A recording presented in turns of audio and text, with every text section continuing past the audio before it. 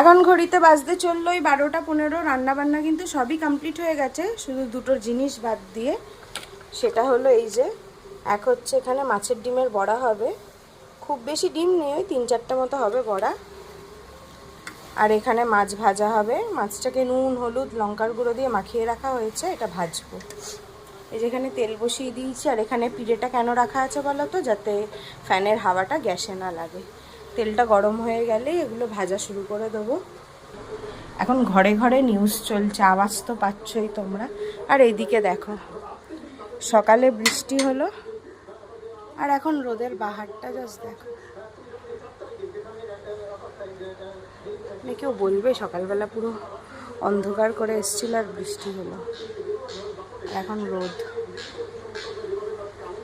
এই জন্যই মানুষের এত শরীর খারাপ হচ্ছে, এই বৃষ্টি এই গরম।